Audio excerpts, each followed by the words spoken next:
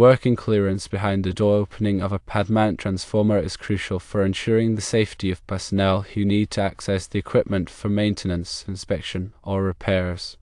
This clearance is determined by the voltage rating of the transformer and is specified by both the manufacturer and relevant electrical codes. For a 480-volt transformer, the generally accepted working clearance is a minimum of 36 inches, or 914 millimeters. This clearance provides sufficient space for a qualified worker to safely perform tasks such as operating switches, taking measurements, or making adjustments to the transformer's components. When the actual working clearance is less than the required minimum, it creates a potential safety hazard. Inadequate clearance can impede movement, making it difficult to perform tasks efficiently and safely. Restricted space increases the risk of accidental contact with energized parts, which could lead to electric shock or arc flash incidents. Furthermore, insufficient clearance can hinder the ability to quickly escape in the event of an emergency.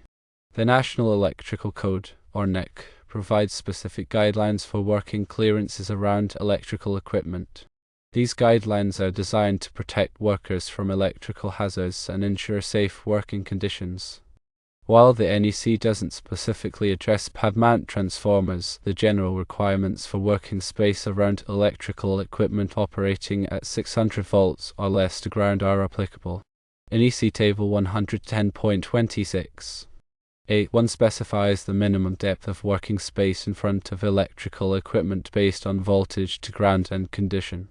Condition 1 applies where exposed live parts are on one side of the working space and no grounded parts or grounded surfaces are on the other side of the working space, or where exposed live parts are on both sides of the working space but are protected by insulation or other means. Condition 2 applies where exposed live parts are on one side of the working space and grounded parts are on the other side of the working space. Condition 3 applies where exposed live parts are on both sides of the working space and are not guarded or insulated. For a 480-volt system, which has a voltage to ground of 277 volts, the minimum working space depth required by the NEC is typically 3 feet or 914 millimeters for Condition 1, 3 feet or 914 millimeters for Condition 2, and 4 feet or 1219 millimeters for Condition 3. The specific condition that applies will depend on the arrangement of the electrical equipment and the presence of grounded surfaces. It is essential to consult the latest edition of the NEC for the most up-to-date requirements and to ensure compliance with all applicable electrical codes and standards. In situations where the existing working clearance is less than the minimum required by the NEC and the transformer manufacturer, corrective actions must be taken to address the safety hazard. Firstly, contact the manufacturer of the transformer to obtain the specific working clearance requirements for the particular model. Transformer manufacturers often have specific recommendations based on the design and configuration of their equipment. Secondly, assess the existing working space to identify any obstructions or limitations that are reducing the clearance. This may involve measuring the distance between the transformer door and any surrounding walls, fences, or other structures. Thirdly, consider modifying the surrounding structures to increase the working clearance. This may involve removing or relocating walls, fences, or other obstructions to provide the required minimum clearance.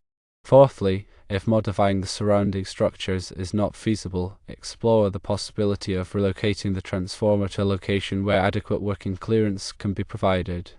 This may involve moving the transformer to a different area of the site or installing a new pad-mount transformer in a more suitable location.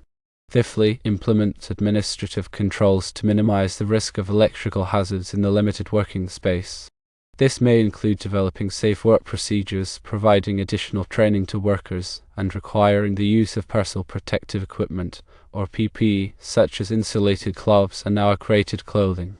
Sixthly, conduct a hazard assessment to identify potential electrical hazards in the working space and implement appropriate control measures to mitigate those hazards.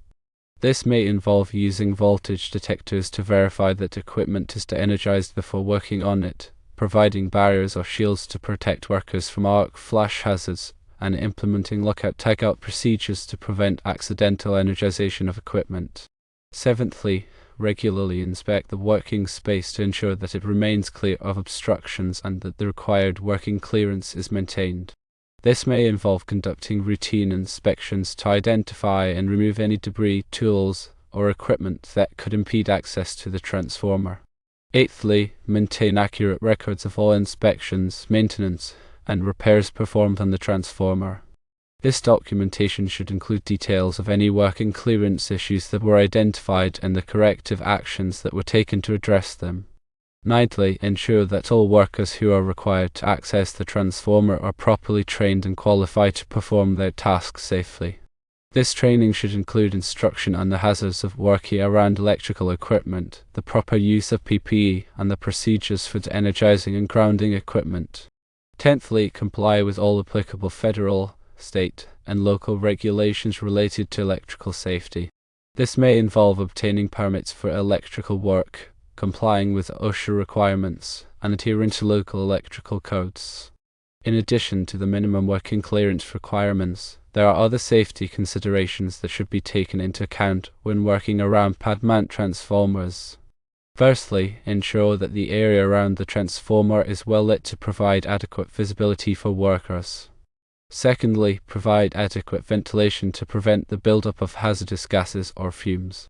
Thirdly, keep the area around the transformer free of combustible materials to reduce the risk of fire. Fourthly, install signage to warn workers of the potential electrical hazards. Fifthly, provide emergency contact information in case of an accident. Sixthly, establish an emergency response plan to address potential incidents such as electric shock, arc flash, or fire. Seventhly, conduct regular safety audits to identify and correct any potential hazards. Eighthly, encourage workers to report any safety concerns or near-miss incidents. Ninthly, investigate all accidents and incidents to determine their root causes and implement corrective actions to prevent recurrence.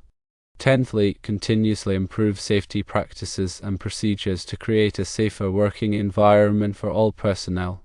By adhering to these safety guidelines and taking the necessary precautions, it is possible to minimize the risk of electrical hazards and ensure the safety of workers who are required to access pad mount transformers. Remember that electrical safety is a shared responsibility, and everyone has a role to play in creating a safe working environment. In the specific scenario where a 2-foot or 24-inch wall has been constructed around the transformer, resulting in only 30 inches of working clearance, it is imperative to address this deficiency immediately. The existing clearance is less than the required 36 inches for a 480-volt transformer, creating a potential safety hazard. Firstly, contact the transformer manufacturer to confirm the specific working clearance requirements for the particular model. Secondly, assess the feasibility of modifying the wall to increase the working clearance to at least 36 inches. This may involve removing the wall altogether, relocating it, or creating an opening in the wall to provide additional space. Thirdly, if modifying the wall is not feasible, explore the possibility of relocating the transformer to a location where adequate working clearance can be provided. Fourthly, in the interim, implement additional safety measures to minimize the risk of electrical hazards. This may include providing additional training to workers, requiring the use of enhanced PPE, and implementing strict lockout-tagout procedures.